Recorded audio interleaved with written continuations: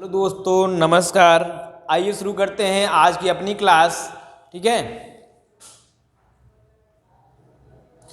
अपनी क्लास जैसा हम पढ़ा रहे थे, लेव वाइगोस्की जी को पढ़ा रहे थे, वहीं से शुरू करते हैं। क्या लेव वाइगोस्की चल रहे थे।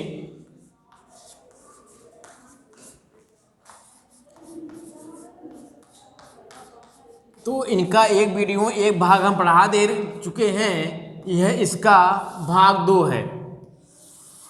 इनके सिद्धांत क्या क्या नाम है? सामाजिक सांस्कृतिक विकास का सिद्धांत, यह भाग दूसरा है, जिसमें कुछ बिंदुओं को लेकर हम समझा रहे थे। बिंदु आज स्काई फोल्डिंग तक हो गया था, जिसमें जो सहायता दिया जाता है वह MKO द्वारा दिया जाता है, और जो सहायता होता है वह शुरू से दिया जाता है, अंत तक दिया जाता है। उसे स्काई फोल्डिंग, पाड़, मचान या ढांचा निर्माण कहते हैं। ठीक है, तो आज अगला पॉइंट, इसके आगे का पॉइंट जो है पॉइंट नंबर 4 लेते हैं। कुछ मुख्य बिंदुओं में जो इनका भाग नंबर 4 है,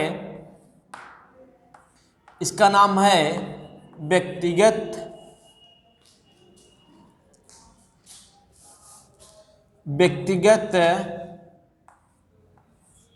वाक,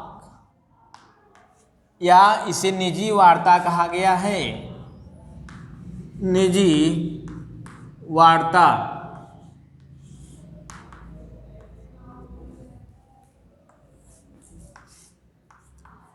ठीक है, तो इसके कहने का मतलब, इसके शब्दों से इसका अर्थ निकल रहा है।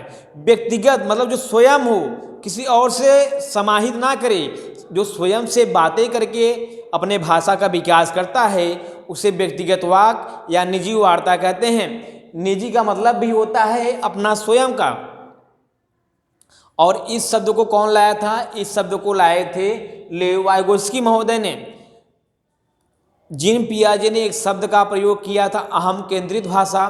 ठीक है, उसमें क्या रहता है, भाषा जो बच्चा रहता है उस अवस्था में वह केवल अपनी भाषा का दूसरों तक पहुंचाता है, दूसरे के भाषाओं को सीखना या सुनना नहीं चाहता है। तो वही मतलब यहाँ भी है, केवल शब्द बदल दिए हैं। ठीक है, व्यक्तिगत वाक, निजी वाक मतलब बच्चे स्वयं से बातें करते हैं, बच्चे स्वयं से बातें करके अपने भाषा का विकास करते हैं। जैसे एक छोटा बच्चा है, अगर वह कुछ सोच रहा है तो वह सोचता रहता है, करता रहता है, बोलता रहता है। ठीक है, लेकिन जो बड़े और प्रौढ़ हो जाते हैं वो कैसे सोचते हैं? वह एकांत में सोचते हैं और शांति से सोचते हैं। ठीक है, अपने अंदर चिंतन करते हैं। लेकिन जो बालक होता है वह बोल बोल के अपनी भाषा का विकास करता है। जैसे एक छोटी सी बालिका है, वह खेलने जाती है और अपने आप से बातें करती रहती है। मतलब इसको ऐसे खेलना चाहिए, मान लीजिए वह गुड्डे गुडियों खेल है तो वो बोलती रहती है, इसकी शादी इससे करना है, इसकी शादी इससे करना है। मतलब वह नहीं सोचती मुझे एकांत में सोचना चाहिए या अपने अंदर सोचना चाहिए। उसके मन में, उसके दिमाग में जो भी आता रहता है बोलती रहती है। ठीक है, उसे ही कहते हैं व्यक्तिगत वाक या निजी वार्ता। उम्मीद है कि आपको समझ में आ गया होगा। ठीक है, जैसे मान लेते हैं यह एक छोटी सी बच्ची है। ठीक है, अब यह खेलने जा रही है, मान लीजिए सब्जी बनाने जा रही है, तो छोटी सी कढ़ाई लेगी, छोटा सा बर्तन पात्र लेगा, एक गिलास रहेगा, खेलने जाती है। ठीक है, अब यह खेलती रहती है और मतलब अपने आप से बातें करती रहती है। इसी शब्द को निजी वार्ता या व्यक्तिगत वार्ता शब्द का नाम दिया गया है। मुझे उम्मीद है कि आपका कॉन्सेप्ट क्लियर हो गया होगा। ठीक है, अब आइए देखते हैं पांचवा जो पॉइंट है इनके संबंधित, वह कौन सा पॉइंट है? जो पांचवा है वह है भाषा एवं विचार। भाषा एवं विचार। इसको अंग्रेजी में कहेंगे क्या? लैंग्वेज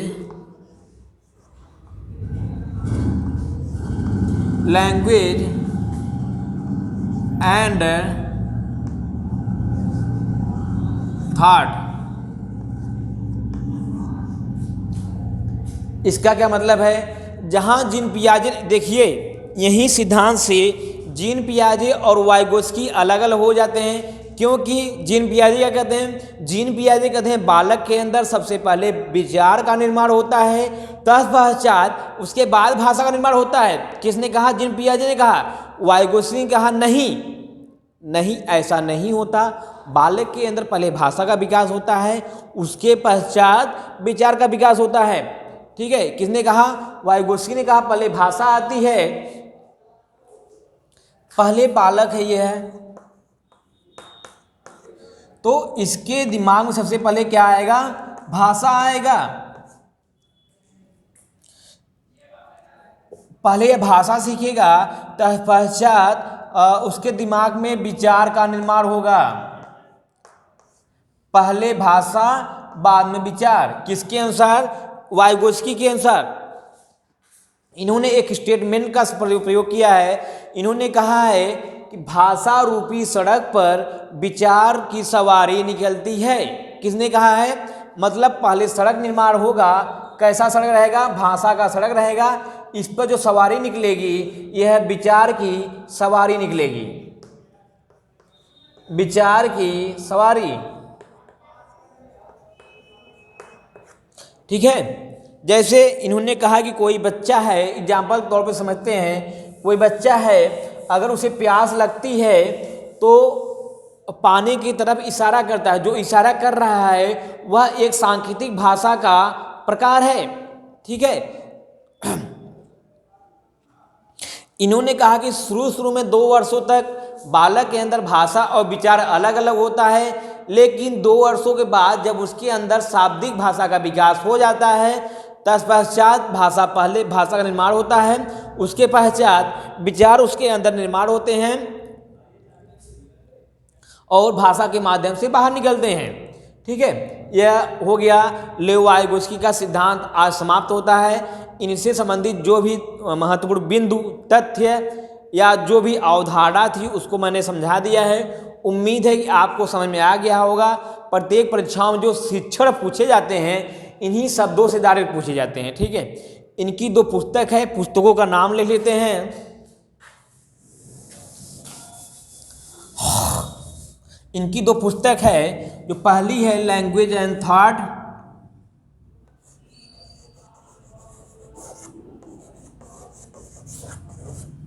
लैंग्वेज एंड थॉट, ये पहली पुस्तक है। दूसरी पुस्तक है द साइकोलॉजी ऑफ आर्ट,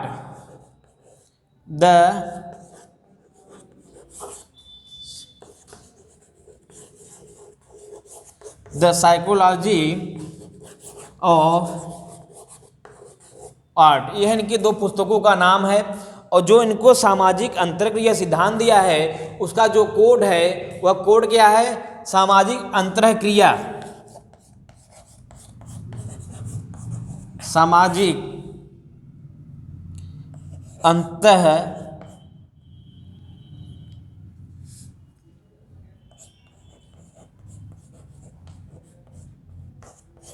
सामाजिक अंतःक्रिया।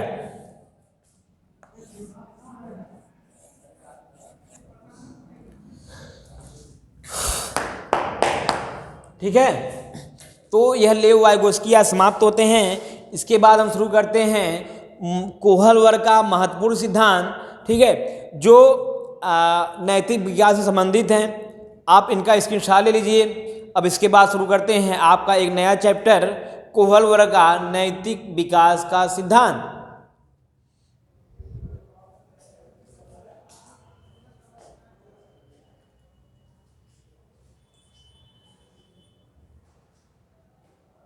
ठीक है दोस्तों, उम्मीद है कि आप लोग समझ गए होंगे, स्क्रीनशॉट ले लिए होंगे। जो लोग नोट्स बना रहे होंगे वो लोग नोट्स बना लिए होंगे। ठीक है, अब आइए आगे चलते हैं।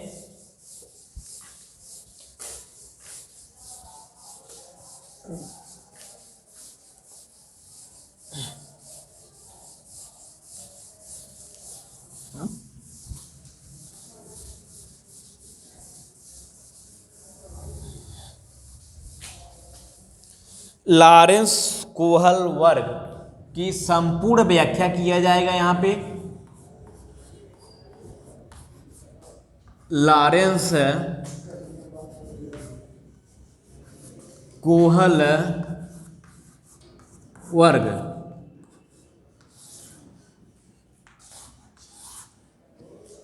ठीक है। तो इनका संपूर्ण व्याख्या या संपूर्ण बात होगा यहाँ पे, ठीक है। जो ये थे अमेरिका के रहने वाले थे, जो इनका जीवन काल है वह 1927 से लेकर 1987 तक का है। जीवन काल 1927 से 1987 तक का जीवन काल है इनका, ठीक है। और ये मूल रूप से अमेरिका के निवासी थे, अमेरिका के रहने वाले थे, ठीक है। ये अमेरिका के शिकागो विश्वविद्यालय के शानदार प्रोफेसर थे। वहीं पर इन्होंने अपना यह सिद्धांत दिया था, नैतिक विकास का सिद्धांत, ठीक है। तो यह सिद्धांत दिया कैसे, और तो जो जीन पियाजे ने नैतिक विकास का सिद्धांत दिया था, उसी सिद्धांत को इन्होंने अध्ययन किया। अध्ययन करने के पश्चात उसी सिद्धांत को आगे बढ़ाया, और जो यह सिद्धांत दिया था 1958 ईस्वी में, कब? 1958 ईस्वी में नैतिक विकास का सिद्धांत दिया था। नैतिक विकास का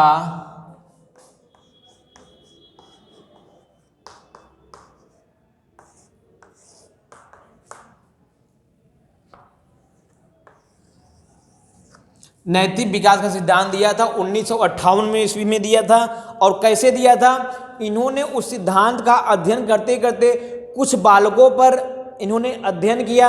कैसे अध्ययन करते थे? ठीक है, जो बालक लेते थे वो कितने साल के बालक रहते थे? 16 से 17 साल के बालक रहते थे। 10 से 16 वर्ष के बालक रहते थे।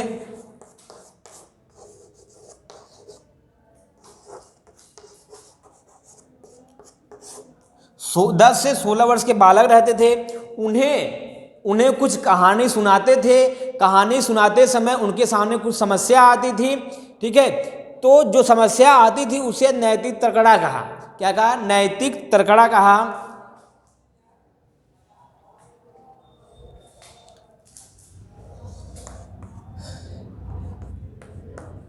नैतिक तर्कड़ा कहा। तर्कड़ा,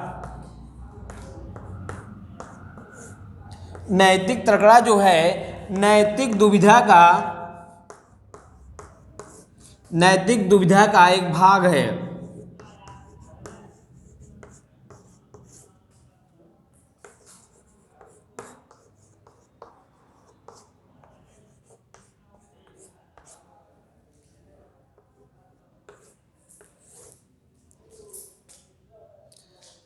नैतिक दुविधा नैतिक तर्कड़ा का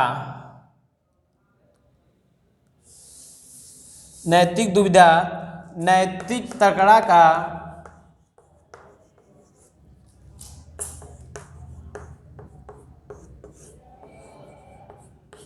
एक भाग है।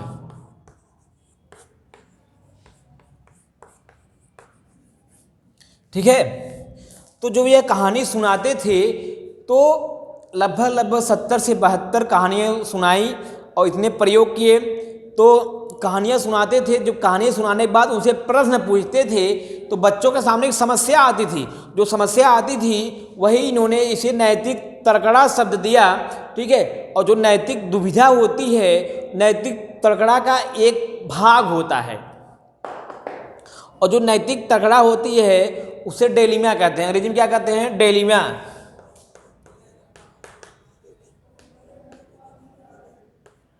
उसे अंग्रेजी में डेलिमा कहते हैं। ठीक है, जैसे उन्होंने एक हिंज नामक व्यक्ति की कहानी सुनाई। क्या? हिंज नामक व्यक्ति की एक कहानी सुनाई। किसे? बच्चों को। हिंज नाम का एक व्यक्ति रहता है। ठीक है, उसकी एक पत्नी रहती है। वो अपने पत्नी से बहुत अधिक प्रेम करता है। आप लोग इसका स्क्रीनशॉट ले लीजिए, फिर आप लोग को समझा रहे हैं।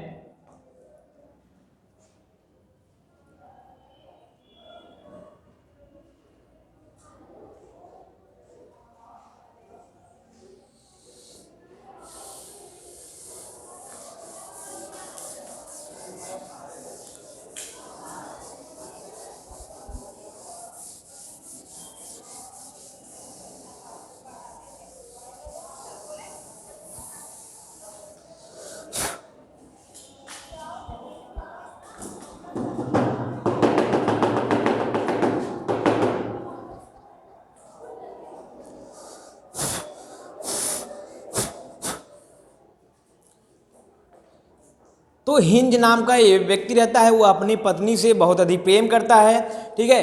तो जब उसकी पत्नी को एक भयंकर बीमारी से ग्रसित हो जाती है, उस बीमारी का उस शहर में कोई न डॉक्टर रहता है न कोई इलाज रहता है, लेकिन बाद में उसे पता चलता है कि उसके एक शहर में, उसी के शहर में एक डॉक्टर है जिसके पास उस बीमारी की दवा है, ठीक है। जब उस व्यक्ति को पता चलता है तब वह डॉक्टर के पास जाता है। डॉक्टर के पास जाता है, डॉक्टर से बोलता है कि आपके पास मेरी पत्नी के बीमारी का दवा है, कृपया अगर आप वह दवा मुझे दे देंगे तो मेरी पत्नी बच जाएगी। लेकिन डॉक्टर क्या कहता है? डॉक्टर कहता है ठीक है भैया, मैं आपको दवा दे दूंगा, आपको दवा दे दूंगा, ले जाइए अपनी पत्नी को खिलाइए और पत्नी आपकी ठीक हो जाएगी। लेकिन शर्त यह है, जो दवा है उसके दाम का 10 गुना मैं दाम लूँगा, तब आपको दवा दूंगा, ठीक है। तो जो हिंज नाम का व्यक्ति रहता है वह चिंता में पड़ जाता है कि उसके पास उतने पैसे नहीं रहते कि जिससे वह दवा खरीद सके। वह जाता है, पैसे को इकट्ठा करता है, अपने दोस्तों से मांगता है, चंदा मांगता है, लेकिन फिर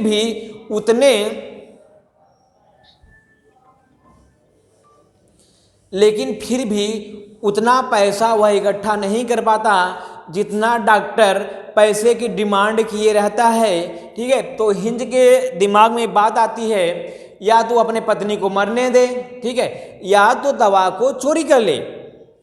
तो अपने पत्नी से वह अधिक प्रेम करता था, तो अपने पत्नी को वह मरते तो देख नहीं सकता था।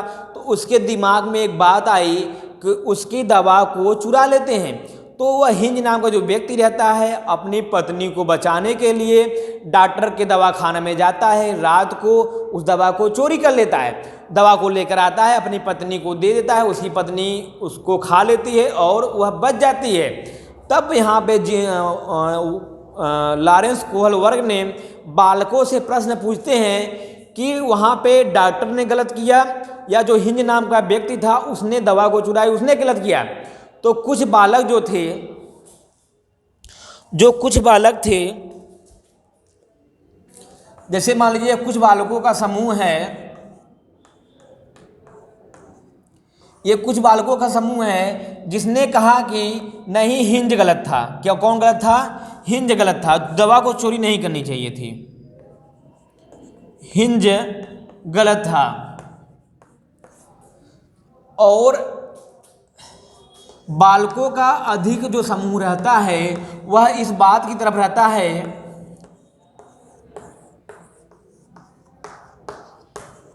जो अधिक समूह का ग्रुप था वह इस बात को मानता है हिंज अपने स्थान पे सही था, जो डॉक्टर था वह गलत था, डॉक्टर गलत था,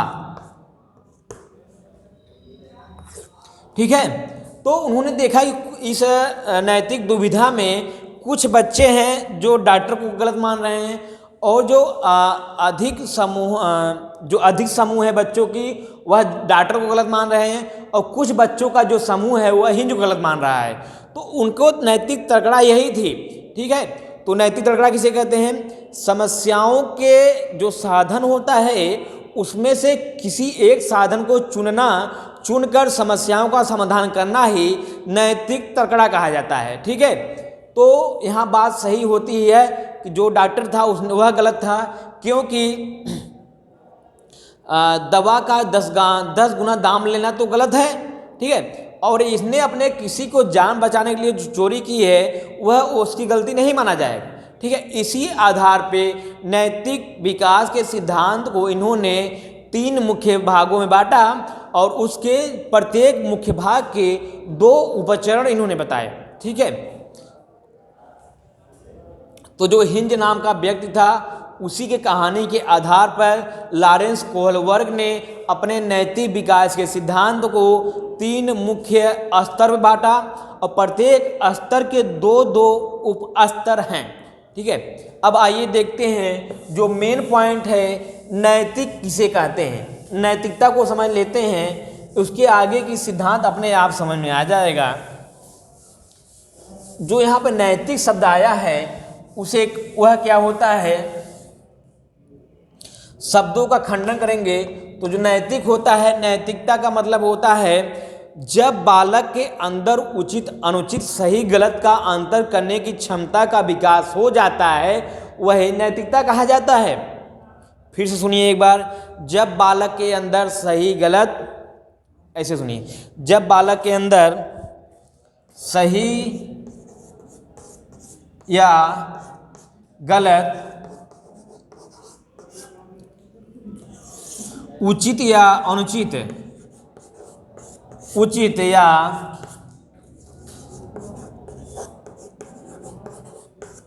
अनुचित, सही या गलत, उचित या अनुचित, दोनों में जब वह अंतर कर लेता है तब उसके अंदर नैतिकता का विकास हो जाता है, मोरल डेवलपमेंट। और विकास किसे कहते हैं आप तो लोग जान ही रहे हैं। ठीक है, विकास जो होता है वह आगे बढ़ने की प्रक्रिया होती है जो एक सार्वभौमिक क्रिया है। ठीक है, तो जन्म के समय जो बालक होता है वह न तो नैतिक होता है और ना ही अनैतिक होता है, बल्कि नैतिकता के प्रति वह एक उदासीन नन्हा सा शिशु होता है। ठीक है,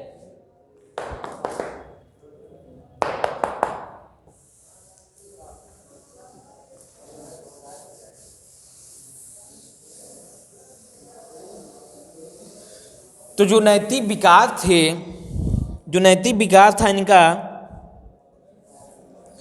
पहला क्या है, पूर्व परंपरागत,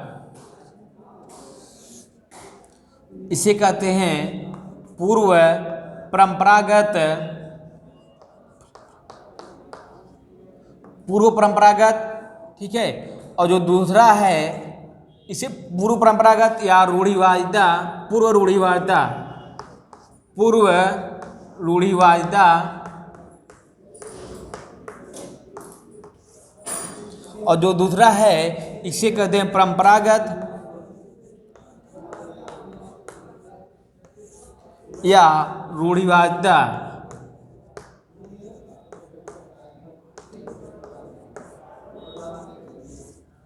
और जो तीसरा है उत्तर परंपरागत,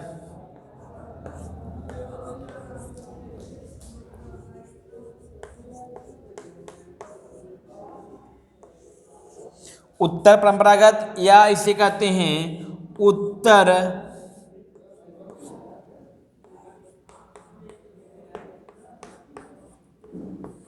उत्तर रूढ़िगत। अब इसका अंग्रेजी देख लेते हैं, जो पहला वाला है इसे क्या कहते हैं, इसे कहेंगे pre conventional stage, pre conventional stage. दूसरा क्या है, कन्वेंशनल स्टेज।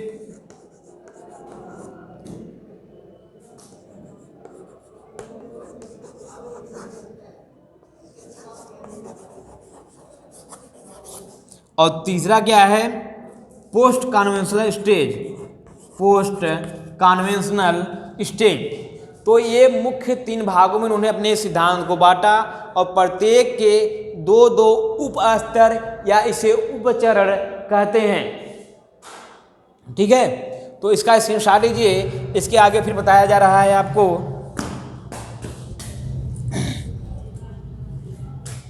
दोस्तों ये लॉरेंस कोहलबर्ग का जो भाग है इसे भाग 1 मान लेते हैं हम लोग।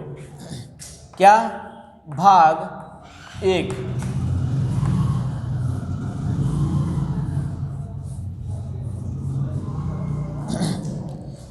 ठीक है, स्क्रीनशॉट ले लीजिए आप लोग।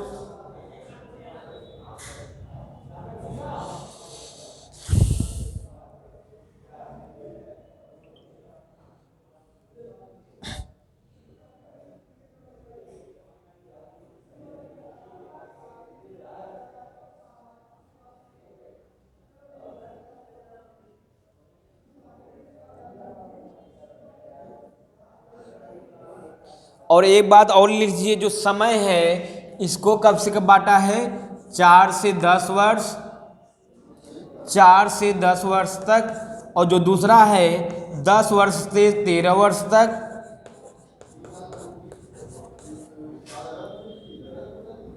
10 से 13 वर्ष तक। और जो तीसरा वाला है 13 वर्ष से अधिक, 13 वर्ष से ऊपर। ठीक है, ये समय भी ले लीजिए क्योंकि समय महत्वपूर्ण है। परीक्षा में ऐसे पूछ लिया जाता है कि इस सिद्धांत का कितना समय है। ठीक है,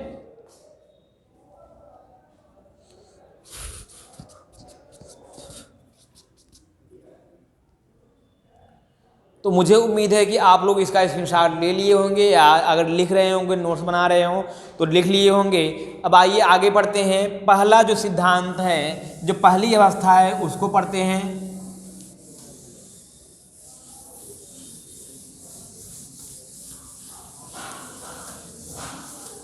पहली अवस्था को प्री कन्वेंशनल स्टेज बोला जाता है, जिसका जो समय है कितना है दोस्तों, वह है 4 से 10 वर्ष। ठीक है, इसके दो उपचरण हैं। जो पहला है अहम केंद्रिता,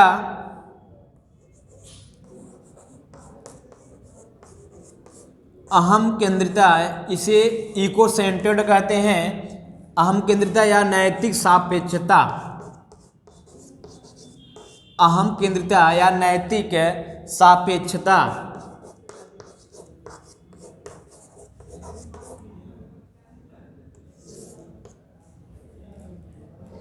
इसे ego centred, ego centred moral कहते हैं। ईगो सेंटर्ड मोरल,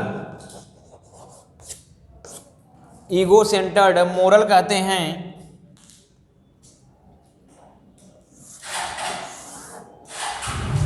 देखिए इसमें क्या समस्या आती है। जो समय है यह लगभग 4 से 3 वर्ष इसे माना जाता है। कितना, 4 से 3 वर्ष इसे कहते हैं। 4 से 3 वर्ष का समय इसके अंतर्गत रखा जाता है। और इस अवस्था में बालक, अहम केंद्रिता या नैतिक सापेक्षता यह कहता है, बालक अपने आप को सर्वकुछ मानता है, अपने आप को अहम मानता है, अपने आप को मुख्य मानता है। वह सोचता है जो है मैं हूँ, मेरे अलावा किसी और का कुछ ना हो। जैसे आपके घर में कोई सामान आता है, ठीक है, जैसे आपके घर में अगर नमकीन का पैकेट आता है तो नमकीन का वो पैकेट लेकर भाग जाता है, नमकीन का पैकेट लेकर भाग जाएगा और किसी को नहीं देगा। अगर आप उसे छीनेंगे या इससे कहेंगे किसी और को दे दो, तो वह कहेगा नहीं, यह मेरा है, मैं किसी और को नहीं दे सकता हूँ। अर्थात तो अपने वस्तुओं को, अपने सामानों को या किसी को और किसी से शेयर नहीं करना चाहता। इसे ही कहते हैं अहम केंद्रिता या नैतिक सापेक्षता। ठीक है, दूसरा उदाहरण लेते हैं। जैसे घर में मिठाई का डब्बा आ गया तो वह पूरे मिठाई के डब्बा को लेकर भाग जाता है। वह सोचता है जो मिठाई है वह पूरी मेरी है। क्या कहता है, जो मिठाई का डब्बा है वह पूरी मेरी है, और मिठाई का डब्बा लेकर भाग जाता है। जब आप उसे छीनने जाएंगे तो वह रोने लगता है। दूसरा एग्जाम्पल हो गया। तीसरा एग्जाम्पल आप लोग देखा होगा, इस अवस्था में अगर बच्चा अपने मम्मी के कोरा में है, अपने माता जी के गोद में है, अगर आप इससे केवल इतना कह दिए यह मेरी मम्मी है, यह मेरा पापा है, तो वह तुरंत रोने लगता है। नहीं कहते मेरी मम्मी है, मेरी मम्मी है। मतलब क्या होता है, वह हम केंद्रिता, मतलब उसके अंदर यह भावना रहती है जो कुछ है वह सब कुछ मेरा है। इसे कहते पूर्ण नैतिकता, मतलब उसके अंदर नैतिकता का विकास नहीं हुआ रहता।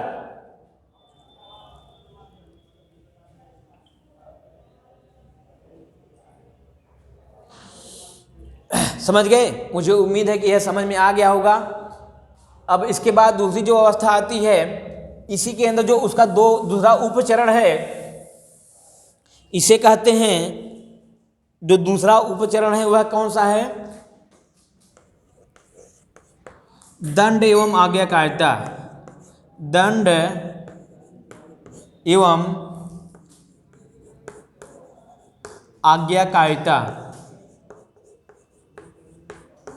दंड एवं आज्ञाकारिता पर आधारित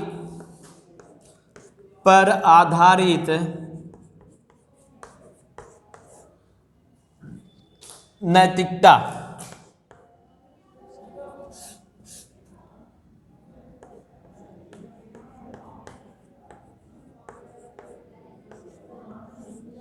इसका जो समय है वह कितना है, ये आपका 7 से 10 तक चलेगा, 7 से 10 वर्ष। मतलब यहाँ देखिए दंड शब्द आया, दंड एवं आज्ञाकारिता पर आधारित जो उसका व्यवहार होता है वह उस पर आधारित उसका व्यवहार होता है।